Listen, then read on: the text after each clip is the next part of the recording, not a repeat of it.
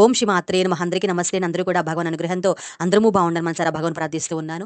ఈ రోజున శ్రీ కంచి పరమాచార్య స్వామివారి లీలలో ఒక లీల గురించి అయితే మనం విందాము. ఆ లీల ఏంటంటే ధర్మము, ధర్మాచరణము.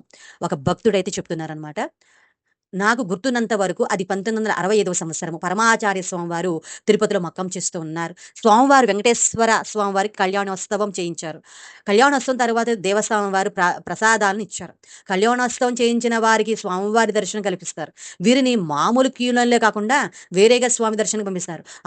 ఆలయ పేష్కారు స్వామివారిపై ఉన్న అపరిమిత భక్తి వల్ల పరమాచార్య స్వామివారితో ఉన్న మా అందరినీ శ్రీనివాసం దర్శనానికి రమ్మని పిలిచారు. మేము దాదాపు ఒక 15 మంది దాకా ఉన్నాం. అప్పుడు పేష్కారుతో మహాస్వామి వారు కళ్యాణోత్సవం చేయిస్తే ఎంత మందిని దర్శనానికి అనుమతిస్తారు అని అడిగారు. 6 మందిని అని పేష్కారు బదులిచ్చారు. అలా అయితే మేము 6 మంది మాత్రమే ఈ విశేష దర్శనానికి వస్తాము. నేను పుదు పెరియవ్వ అంటే జయేంద్ర సరస్వతి స్వామి, మరో నలుగురు అని చెప్పారు. వెంటనే పేష్కారు అందరూ వెళ్ళొచ్చు, ఏం పర్వాలేదు అని అన్నారు. అది తప్పు. ఆ ధర్మము దేవస్థానం ఒక నియమం చేసింది. కళ్యాణోత్సవం టిక్కెట్టుపై 6 మందికి విశేష దర్శనం అని. నీవు దేవస్థానం చెప్పితివి, ఉద్యోగివి. నీకు నా పైన ఉన్న భక్తి వల్ల 15 మందిని దర్శనానికి పంపించడం సరికాదు.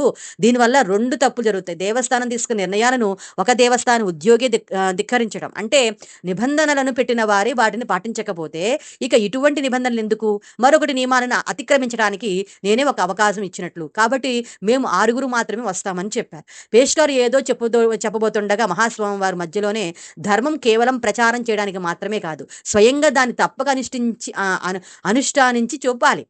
రామ్ రామో విగ్రహాన్ ధర్మ, రామో విగ్రహాన్ ధర్మ, మూర్తి వించిన ధర్మమే రాముడు అన్నట్లు ఈ సంఘటనను నా కళ్ళారా చూడడం చేత పరమాచార్య స్వామి సాక్షాత్ 2వ రాముడై ఈ యుగానికి రాముడు అని అర్థమైంది.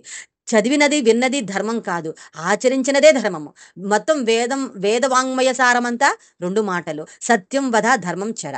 సత్యం పలుకు, ధర్మము పాటించు. మరి ఏది సత్యం, ఏది ధర్మం? వేదం సత్యం, వేదం చెప్పినది ధర్మం. వేద ప్రమాణమే సత్యం. అపౌరుషేయమైన వేదమే ప్రమాణం.